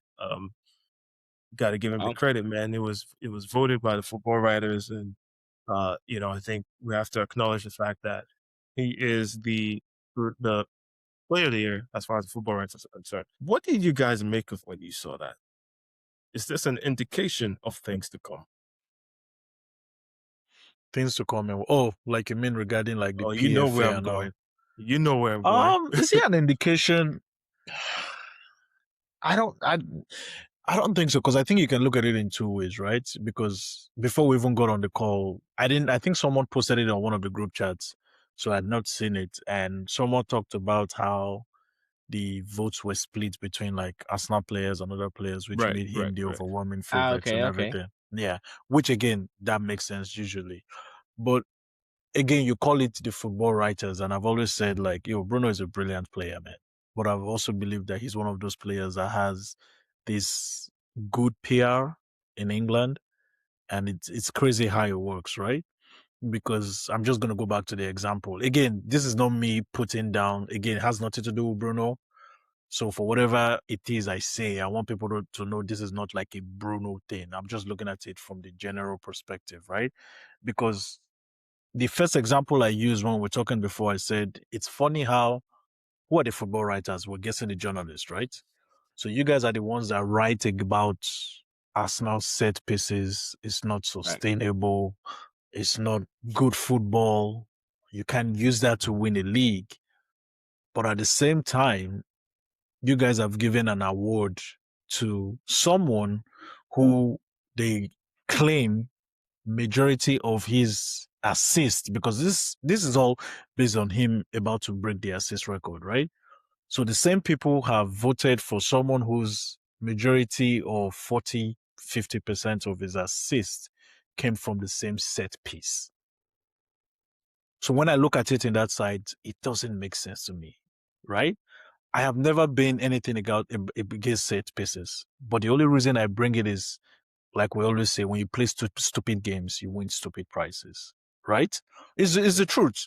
And a lot of the times when we come to these awards, I remember when Man City, let's think about the periods where Harry Kane and Son had unbelievable seasons in terms of goals and assists. And those years, or let's even talk about Alexis Sanchez. You remember the season he had. Those years, we're not hearing about him or they being nominated for these awards. Now, let me use the same guy in Bruno Fernandes. Bruno Fernandes has had an 18 goal and 12 assist season in this same league. And we've never heard about him for those same awards, because they used to tell us, oh, what did you win? You have to have won something. What have you done? And all that stuff. But all of a sudden, it looks like the criterias have changed. So that's why I said my problem is not with Bruno, is with the standards that you people had set, but somehow it doesn't look like you guys are following through with those standards, because that's how I believe you people judged it. It's like, for example, when you look into the PFA and everything, I actually went to go look into those rules. Like, what are the things that make people eligible for these awards? And it says, what have you done for your club in domestic? And so it's not just the Premier League, FA Cup, Carabao Cup, Premier League, and in Europe. It's on your websites. Don't quote me. It's on your website. So if these are the criterias, how does this person fit into it? That's just the angle I'm coming from. So that's why I said it has nothing to do with Bruno. It has nothing to do with his talent. It's just the criteria and the standards that you guys have set. How is it that is different? Because if this same guy is taking these accolades when people have done more, we're setting a new precedent now. So that means the rules and the criteria you guys have, we should all put them into the bin. As far as I'm concerned, we should put it. So yeah, that's just where my I don't want to say beef. That's where my disagreement comes from. Yeah. Bryan, were you surprised to see that Bruno won the award? I mean, maybe not surprised. In particular, the football writers, and I agree with Samko in terms of the PR that a player has. Like Man United, they have enough support when it comes to especially in England, especially within the context of the media, and of course historically and their legacy. They're not trying to diminish that at all, but there is an aspect when it comes to, like, for me, the Football Writers Award is one where I really don't pay too much attention to it, or don't give it as much significance, because it's like, for me, it's like, who is it coming from? And like, there's some people that have the power to vote, and it's similar to, for example, even in the NBA MVP conversations and a lot of the arguments that happen with that. Like, who has the power to decide? And some of these people, it's like, yeah, what, like, the way you're evaluating and the way your criteria are set up, I just don't really believe there's a substance behind it. So I take it with a grain of salt and an asterisk for me in terms of this award, in terms of, like, what does it say? And I think the biggest thing, that the only thing I can really say is, and I haven't seen the certainly the breakdown. football writers, the criteria of how they offer it. But look, to me, a core thing is, if you only look at Premier League, if you're exclusively looking at Premier League, and even there, it's a difficult thing, because it's like, yes, technically, like, if you're giving an English only award, wow, no matter how good a Champions League or European run was, it shouldn't impact it. I can understand that, but it does matter in terms of, if you play your ass off for 15 games in the continent, that's gonna impact. Sometimes you might not your consistency levels might drop a bit when it comes to the Premier League. Like you can't take one without the other. Everything's connected. But if we look at FA and Carabao, this team was knocked out immediately from these cups. So what was their impact in England? Like, what did Fernandes do over? You could then make the case for somebody in City's team, where they got to the final and have already won, and they're pushing for the Premier League.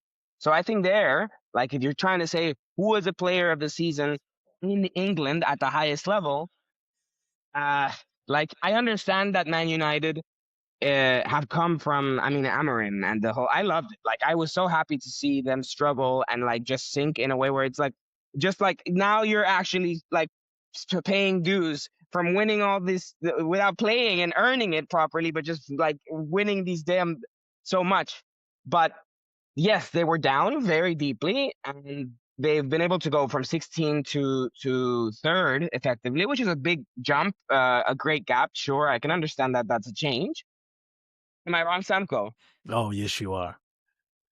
Everyone has this narrative that when Ruben left, they were around 15th and 16th. They weren't. No, I mean from last season. From last season. Okay, Yeah, okay. yeah. From last season to this season, the United has jumped.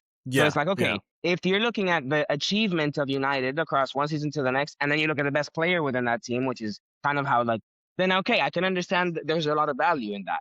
But and this is what Samko said, for basically the whole, like, in my experience, the whole time these awards have been given, winning is basically the biggest differentiator. And United have not won a thing. And in particular, they were never going to win the Premier League. So that's not even an expectation to hold. And then you look at the other competitions where they kind of were competitive, and they got knocked out by a League One team ASAP. And then in the FA Cup, they got knocked out right away. So to me, like, it's not what I'm satisfied with.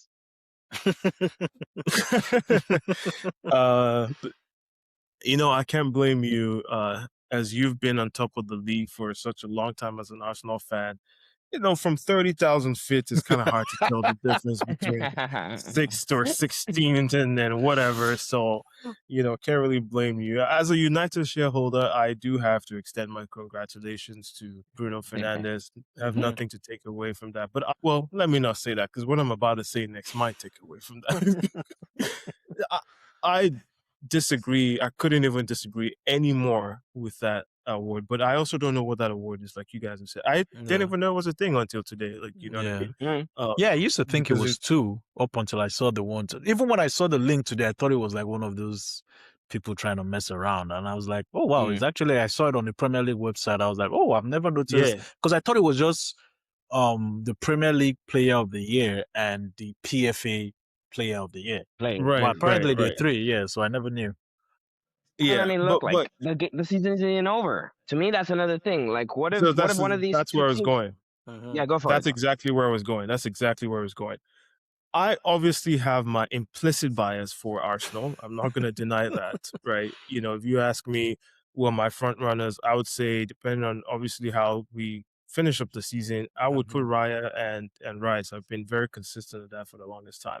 Yeah. But then there's also the reality that we cannot push to the back burner. City are on course for a domestic treble again. Right? So if we don't win, if we bottle it or whatever, everybody's right. Arsenal will always Arsenal. We bottle it or whatever. It means that City are likely going to win a domestic treble. Why? Because if we bottle the league, there's only one team that's going to win, right? Yeah. So that means they win the league. They already have the Carabao Cup in the bag. So they have the Carabao, they win the league. I think most people would have them as the overwhelming favorite against Chelsea. So if they go on to win the treble, how can you make the argument to me that Bruno Fernandes has had a better season than anybody on the Man City side? Yeah. I'm not even, I want Arsenal to win, and I expect Arsenal to win. And I think if we do, our players are more deserving of that. But the reality is what it is. How can anybody make the argument to me that Bruno Fernandes, we don't even know how he ends the season. It likely breaks the record. I admit that. But what if it doesn't? It was one red card away last game from missing the next 3 games. True. Right? Yeah, was you're one right. red card away from missing the next 3 games. So there's a lot that can change. So basically, you're saying you want to give the whatever player of the year to another, what is it, Ozil like season, and Ozil wasn't good enough then to win the PFA or the player of the year, whatever. So I just think it's crazy that we're having this conversation now, and I think it's indicative of the fact that, look, whether we like it or not, Bruno is going to be a serious contender for the player of the year for the more Mm. serious ones, and I think there's some credence to the fact that Arsenal might actually end up splitting votes between key players, because I've Mm-hmm. asked Sam on this call Yeah, several yeah, times that he has up to 4 potential nominees. yeah, I have at least 2, maybe 3 people that I would consider as nominees. I don't know who yeah. yours are, Bryan, but I suspect you have multiple as well. So I think Arsenal could be in a position where, we're splitting votes between players as well. So who knows? We'll see. I'm more interested. Here's one thing I'll say before I wrap that up. Does anybody expect Bruno to be in Ballon d'Or conversations? Why?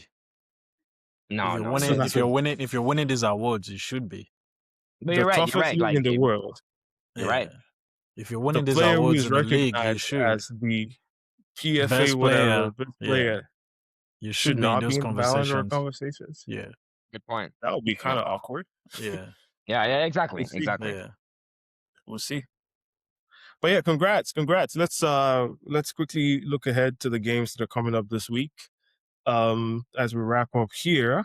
So this could be another week that gets us closer to, what we're all dreaming about. You know what I'm saying? Yes, So sir. let's Yes, start sir. with wow, the first game is tomorrow. Liverpool, really early. Liverpool hosting Chelsea at Chelsea. the Anfield. You're a guest in the lounge today, Bryan. So we'll give you the first word. What do you think happens in that game? Well, I mean, honestly, what a hard game to call because these two teams are so inconsistent this season that um, I don't even know what to think. On paper, it's always an exciting game. I like Liverpool and Chelsea are a team a match that they don't have like a traditional rivalry, but they're in that conversation always. So I like those type of matches. The fact that it's at home, I'll give the edge to Liverpool. And I think it's important that Liverpool stays in the fourth spot. And I'm sure we'll touch on why it's important for us a little bit down the line. But I'll give it to Liverpool. Also because Chelsea, I think Chelsea in the FA Cup final might be a different proposition. They seem to historically have a little bit of a better appearance, a better showing in finals. But I think in the league at this point, uh, if they get 3 points in the remaining 3 games, then that's probably the max that I would give them. Who's at home? Liverpool. Liverpool. Yeah. Yeah, I'm definitely going to go. I think they still have some of their injuries.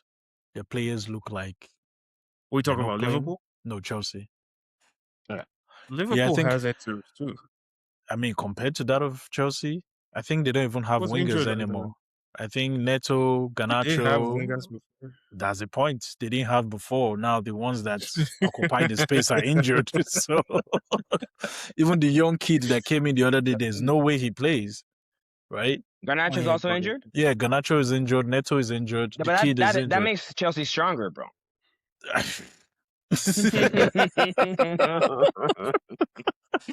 So I think now we're looking at maybe Pedro going to play on the left and Delap playing up top. Man, yeah, I think I'm giving these 3 points to Liverpool.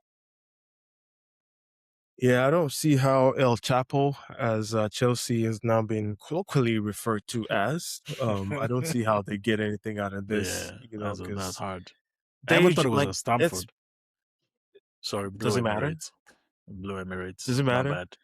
We have some refurbishing to do at the Blue Emirates this summer because they have not represented us very well over the last few games. It's been L's and L's and L's, and I think it's going to be another one tomorrow against Liverpool. I think Liverpool are also like wounded in a sense. Actually, you know what? Let me be fair.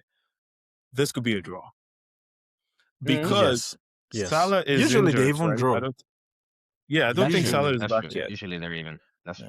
I went for a Liverpool win last week, but then when the team sheet came out, they barely had any Isak forwards. is back for this one.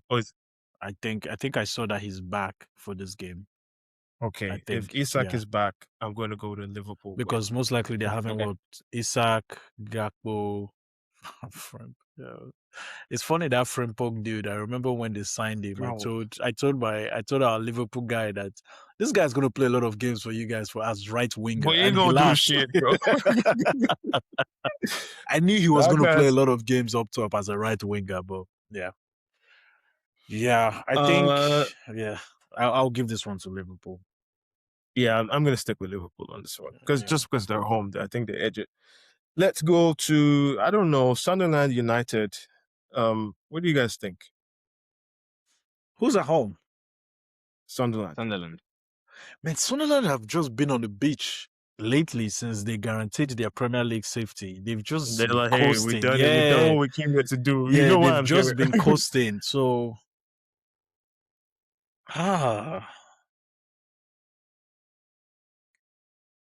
I think, okay. No, I'll just go to Sunderland draw.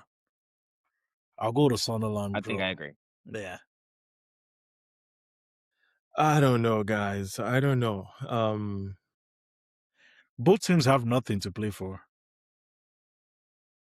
Well, look, could say that. Sunderland is 47 points. And, No way. Sunderland is yeah, yeah, 47 points. So if yeah. they So win, they they're can be 50 points. Oh, that's right. I did not know So about that there is Oh, context. motivation. There is wait. What do you motivation. even think? They have a lot to play for. I didn't know. My bad. They I have actually didn't know. there's motivation there. Yeah, I they do didn't know. So actually. there's a That is that. possibility of Europa League or Conference League for them. They're still Yep. chasing that. They're still chasing that. Yeah. Yep. Okay. All right, let's go then. Let Sunderland me get take you. something from that game. Yeah. Ah, man. Yeah. I didn't know they had Yeah, something it's to tricky. play. It's tricky. Like I I didn't know think they had Sunderland, something. like they do have something to play. So I'm hopeful that Yeah, they I bring didn't something know. good to the table. Mhm. It's tricky. United have been really, really impressive in with I'm Eric in not gonna terms of lie. their Yeah. results. And look, Sunderland have. I'm looking at the table now. 12 wins, 11 draws, 12 losses. So it's like that Thanos. You They don't know what. draw. It's like Yeah. it's a perfect exact. So it's Yeah. difficult. I think I'll say a draw. I want them to win, but I think it might just end up in a draw. I think I'm gonna just go with my United folks today. I think they take this one. All Wow, right, all right. Sunderland, their last two home Hello. games are United and Chelsea. Difficult. Well, on paper, I suppose. Yeah. They win at least one of those games. So True. Who? you guys Sunderland? figure out who you want. Yeah. Oh, they win Chelsea. The United one I'm I struggling don't. with. They gotta win one of them. Yeah. They win Chelsea, but I'm struggling with the last one. But I'll go with draw. Let me take you guys over to West London, where I am a big fan of Brentford and everything we're doing this season. I think I say we are hosting Manchester City. No, actually, no, we are going over to Manchester. Going to Sorry. Manchester Manchester City City. is hosting Brentford. True. Whew. I don't know if I can go as crazy as I did for the Everton game, but Yeah, I'm gonna let y'all speak and no, then no, you speak. You speak first. Yeah. I want to hear this one. Please. You speak first. Let's see what direction you're going with. Yeah, you're gonna speak first for this one. Okay. Come to the stage, my West Londoners. Samco has said repeatedly over the last few weeks that all of London is going to play their part in this title race for Arsenal. And West London, it is time for you to be selected. Right. We are going to Manchester City, and we are going to get a result over there. Shout out to Iago, who I think is a solid candidate for Player of the Year as well. Shout out to Keith Andrews, the manager, who I think is also a strong nominee for Manager of the Year, given everything they've accomplished. They have Europe in sight. They could very easily finish in Champions League positions. Yeah. Yes. So I think it's a bit of a tall task to go to Etihad and get a win, but I think you guys can get a point. So I'm going to go with a draw in this match. Man City Brentford is going to be a tie, guys. That's what I'm going with. Yep. I wouldn't argue against that. That's the same thing I'm going for, a draw. Nice, gents. My heart wants to agree with you, but I'll say City. City are we have gonna Ah, have to come wait till on. next week. Yeah, I'll go draw. My heart really wants to go crazy, but Yeah, I that's think why I I'm gonna. needed you to go first. uh, um, let's bring it back home. Back to London, West London. No, not West London. West Ham and Arsenal. This one, I think, I'm not gonna lie. I said this last week. This could be Tough tricky. I think game. we need to. We need to. It's gonna be a tough game. I'm not gonna talk my talk for this one. I just give me the 3 points in any way, shape, or form, and get me out of there. I think it's gonna be tough. Yeah. Yeah, Um, it's gonna be tough. It's gonna be interesting Brian, do to you see? see. Sorry, Go finish. ahead. Go ahead. I was gonna ask Brian if he sees anything other than 3 points for Arsenal. Honestly, no. I understand the context of why it should be a tough game, but I think we're that much superior to West Ham that I see 3 points. I see Yeah. 3 points. And also, like, if this was 2, 3 weeks ago when we were in this kind of weird place, then I feel like I'd be way more nervous.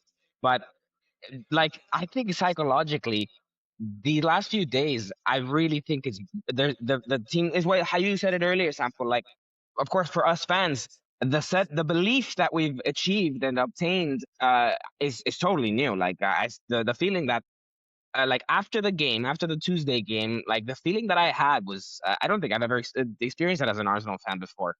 I think those players now they're also like there's a new sky, open air. They're like we're finally reaching a level that like historically basically the club's never done, and I think that'll push them. I think that'll elevate them. I'm 3 points, 3 points for the Arsenal. I don't think I'm worried about this game. If you remember some weeks ago, I said to you after the Newcastle game, when I looked at the other teams that will play, I think every other person we play suits the style that we play in terms of they're not the type that go with the full high press and stuff like that. So I think West Ham suits us. I'm interested to see how they approach the game because Nuno is a guy that wants to sit down, keep his shape, and trying to get on the counter. And I don't know how that helps them in this game because are you going to sit? Are you going to attack? Especially for the fact they play before Spurs. They need to get a result in this game. So how they approach the game is something I'm very much interested to see. But I'll say this is one of those games that I feel that our players are going to be able to navigate much easier than most people would think just because of their style of play. I'm going off their style of play and how we play. The interesting part for me is the 11 that he goes with. That's what will be interesting for me because I think this very game, 2 to 3 changes might have to be made. What, are you talking about West Ham or Arsenal? Arsenal. Yeah. Okay. From the last from the okay. last from the last What are you thinking, Sanko? I think I would bring in Hincape for this game. Okay. I think I'll bring in Kai for this game just because of the way they like to keep their shape. They're not going to give us a lot of that space for Gyökeres to run in behind. I'm still struggling with the Skelly and Zubimendi, but I'll go with Skelly. But whichever one he goes, I wouldn't be mad at it. Yeah. But the two changes I think would help us against this particular team, Hincape for Calafiori, Kai for Gyökeres. Yuck. Yeah. Then I'll keep the same. I think I'll keep the same for everything. Definitely would not be surprised to see Kai back into the starting lineup. In fact, I want him in the starting lineup. Now, I think we're going to win the game. Yeah. Or at least I expect us to win the game. Yeah. But I think it's going to be a tricky one for a number of reasons. I just looked at it like I think this is a big hurdle for Arsenal to still cross, right? And the reason I say that is, well, in terms. So I'll tell you why I think it's a big hurdle. Obviously, biggest in the context of most people think if you win against West Ham, league is likely done. I always have an appropriate level of paranoia, right? Maybe it's just me how I go about managing in my life. Like you can't take anything for granted. You just absolutely cannot take anything for granted. You want to prepare to the best of your ability, respect your opponent, go out there and do what you got to do. That's just Yeah, always been yeah. my MO every single time. And so you're playing a very desperate West Ham, who basically saw what happened to them last.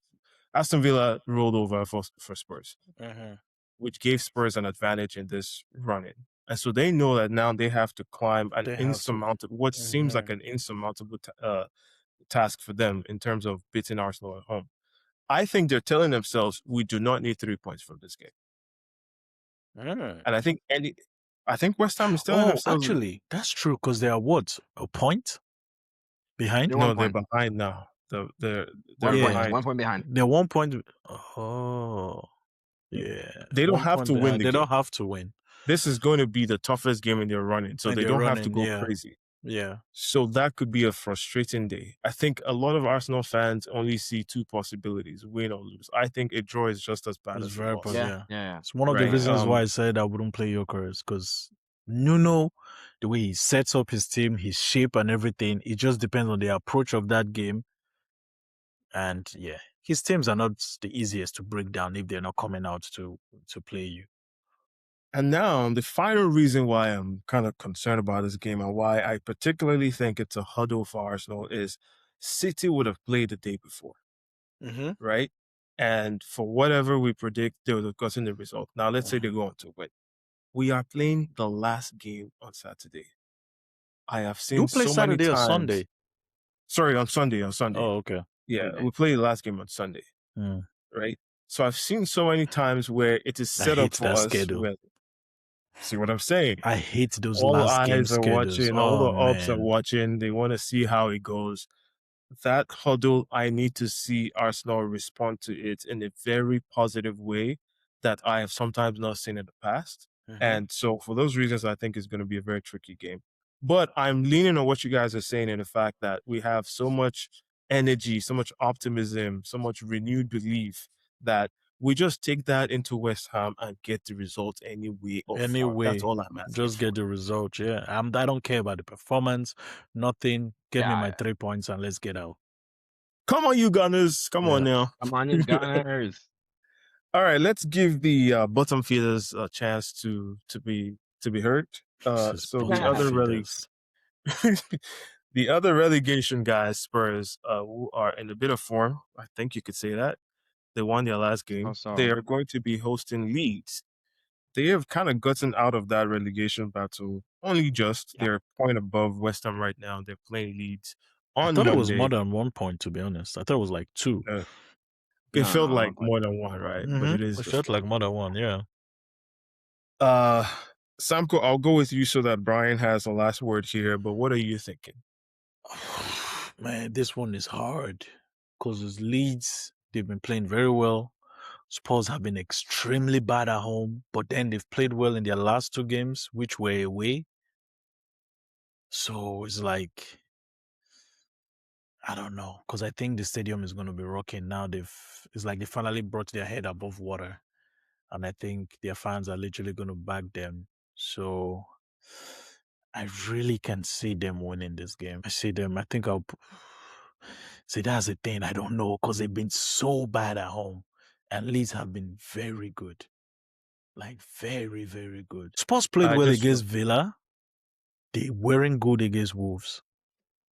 So it's like so many things to consider. So I like most times they say you're only as good as your last performance. So I think I would just go with maybe Spurs for this one. I want to speak directly to my Arsenal fans. I hate to break it to you guys. We are not going to win. We're not going to win the treble this season. Spurs are not going to get relegated. And here's the reason why. I think we're going to slap up West Ham. I think we're going to get a win against West Ham. I really believe that Spurs are going to beat Leeds at home. Yeah. And both of those results are going to put Spurs in a much safer position as they head into those last couple games against the relegation battle. I think they narrowly avoid relegation again, and you're going to have to settle for the double, not the triple this year. You're going to have to. Let me see. What are their last games? West Ham play Leeds last day. Spurs play Everton. And then game week 37, Spurs play. Oh, damn, I forgot about that one. Spurs go to the Blue Emirates. That's right. West Ham Chelsea. play. Yeah, that's Spurs the play next game. Chelsea. Spurs Oh, have Everton and Chelsea. they beat Chelsea. I think they beat Chelsea at the Blue Emirates. Damn. I think they've packed it up, guys. I think That's Chelsea has invite. packed it up. Yeah, it does look Yeah. like that. Unfortunately, I think you're right. That's hard to argue. And Actually, it then makes Ted sense because I just thought Lasso. about it. Chelsea would have played the FA Cup final 2 days before or 3 days Is before. it 2 days? Three Yeah, days No, because they two. before. play on a Oh, you're right Saturday about that. and this is on a Right. You're right. Tuesday. You're right. So Right. 2 day break. They would have Yeah. packed. They've packed it up. They're not gonna make Yeah. it. Yeah. Yeah. You're probably right. You're probably right. Yeah. Damn. Yeah. Okay. Fair enough. I think you're right. I think Yeah. we want to win that treble. I think Spurs stay up.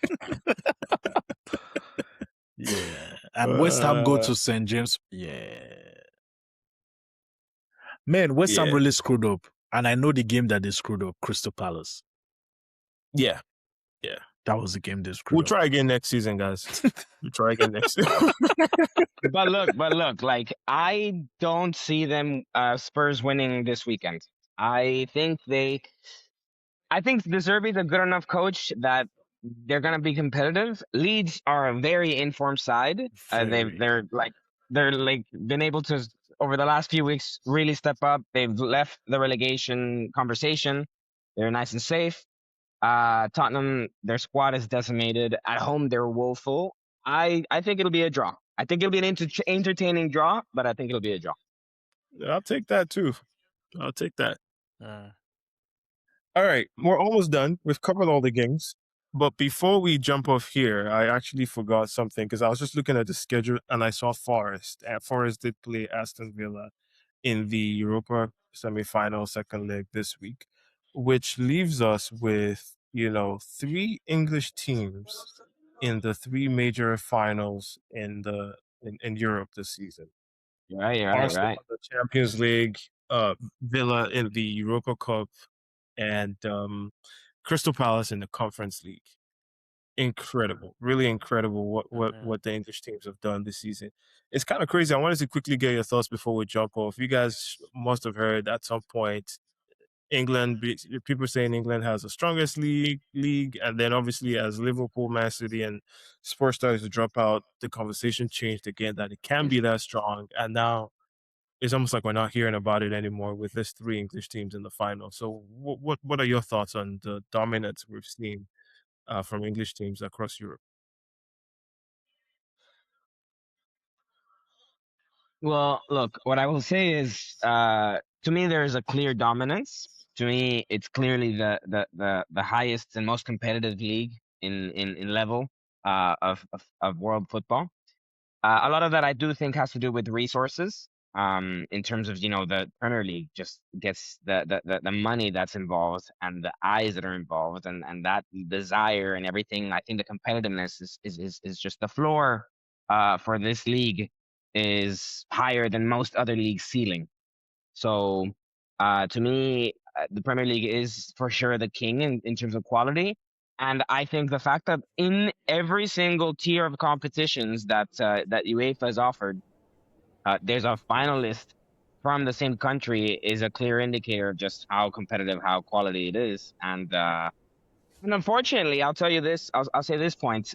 Coming from an aspect where I actually have never. Well, I shouldn't say that. I guess I have worked in the UK now, but I've not worked. I've not worked in English club football. Okay, and but I've worked in many other places in the continent of Europe, and the level after I use Germany as a clear example. France is another example. The level of football when it comes to the floor, it's just there's many leagues where you can have maybe 3 or 4 teams that are competitive, maybe a couple of others that have 3 or 4 really great players, but then lots of other teams full on. Like you go through the roster and they are probably like competitive in a championship context, not in a Premier League context. And that's what we're seeing effectively with these 3 finalists. Sanko, over to you. Yeah, I echo everything Brian said. I've always been of the opinion that yes, it's the best league, and my reasons remain the same. Financially, they're bigger and stronger. When you look at the competitive factor across the Premier League and all that, it gives them an edge. You look at the abilities to sign and pay the best players, but most importantly, you also have to look at the managers as well. I think a lot of people also forget the fact, like Premier League clubs, no matter how small you are, you're able to hire some of the best Yeah, managers in world football. that's true. That's true. Like literally, let's not forget, we've had a manager who managed Real Madrid, also managed the likes of Wolves. So they definitely can afford all that. So shout out to the English clubs, to be truthful, because I think it's a very great achievement on their part. It tells you, when I try to compare it to the likes of the Italian Serie A, like I said, growing up, the Italian Serie A was the main thing. It was bigger than the Premier League and everything. But if you see the growth the Premier League has taken since then, and you see other leagues go up or down, I think it's something for them to be proud of. The other thing that is crazy to me is I think a lot of the English teams are going to dominate the Europa and the Conference League in the next few years. Yeah, I have a I big agree with that. feeling because if you look at this year, I think Crystal Palace will win it. In the last 4 to 5 years, you've had 3 Premier League clubs winning that very competition. And I think it's going to keep being that way. Europa League, you had 2 Premier League teams in Spurs and United in the final last year. This year, you have Aston Villa. Because if you look at the teams that most likely are going to fall into that competition next year, if the table ends right now, you're looking at the likes of Brentford, maybe Bournemouth, and all. Conference League, you're looking at the likes of maybe Chelsea can make it in there. I don't know how far Newcastle is and stuff like that. If you compare these guys to the other teams in that competition, it's day and night. Imagine Chelsea going back to the Conference League again. It's day and night. I mean, they love that competition, so I mean, they love West it. Ham I won mean, it. it Yeah. would be so unfair for everybody else, right? Yeah. yeah. Chelsea's, Like, look, I'm looking at the table right now. If sixth makes West Ham won it. Champions League, that means seventh would make Europa League if Chelsea does not win it. Eighth is Brighton. Ninth is Chelsea. 10th Brighton's a great is team. Everton. So if you look That's at from crazy. Bournemouth to Everton. Everton, if any of them fall into the Europa League or Conference League, they are the likely favorites. Yeah. Yeah, the Yeah. likely favorites. Yeah. So Amazing stuff, man. Amazing stuff. I think those changes were previously, in previous seasons, people could drop out of the Champions League into the Europa. And since that has changed, I think it has changed the landscape of that of that competition competition, yeah. Agreed. forever, right? Because now you have strong teams. If they don't make it in the group stages in the Champions League, they're going home. They're going And home. so Yeah. that means that the strength in the lower competitions, I think they're at the appropriate level for English teams to continue to dominate for sure. So, yeah, credit to everything those guys have done. You know, it's good to see our league, the English league, dominating right now. Yeah. And I know that ourselves, as well as one of the other English teams, are going to win both of the finals that they're in. I can't speak of what's happening in Villa, but Arsenal and Crystal Palace are going to bring it home. North and South London. Yeah. Standing I up. really wanted it for Forest, though. I won't lie. I did, I but really hey, look, wanted they it got for spanked, Forest. and when you get spanked in that manner, you gotta hold your hands up and say But the other team was Palace, just better. man, go out and win that stuff, man. Hell of Hey, a prove run, it. man. Back to back Hell Yeah. of Yeah. a finals. run. Yeah. Like, imagine This those guy's Yeah. going guys. out on a Beautiful. bank. Beautiful. Yo, this guy's about to leave No, with dude. three trophies, bro. That is crazy. Mass. It's Yeah. funny True. because True. Community Shield. Community Shield, FA Cup, and yeah, like you that's know a what I find bang. funny is we talk about manager roulette, and obviously a lot of people rate Iraola very highly. I don't hear Glasner's name come up a lot in this Yeah, because conversation. I think a lot of people, I think his name kind of took a hit, especially with when he was almost like calling out the Complaining, club and yeah. everything. But guess what? If you look at it in hindsight, he was right to do that. You took Right. two of his best players after winning you a trophy, getting you to Europe, and you didn't give him a better squad to do something with. And despite of Yeah. that, he's gotten you to a final, most likely going to win it. So he's about to Right. have the last laugh because tomorrow is not promised. You can go bring in a manager tomorrow and then it stays up. So Yeah. we'll see. Yeah. Yeah. All right, man. Let's call this episode this week. Brian, I just want to say a very, very big thank you for, coming into the lounge and chatting with us. I enjoyed the conversation. This is one that could have gone on for hours. Your Definitely, depth and boys. wealth of knowledge in the game is just remarkable. You're welcome back anytime. I don't know, before I guess I bring Samko in, but I just wanted, if there is a place that people can find you, I know you said you had a podcast, Yeah. shout it out, let people go see how they can find it. Yeah, sure. I do. Thank you for that opportunity. I'll shout out the podcast, the Pros in the Arena, and the handle on Instagram and TikTok across social media is also Pros in the Arena. It's an in conversation style podcast where I sit down with a professional in the sports industry and get to hear how did you get to what you get to, and what is it that you're doing now.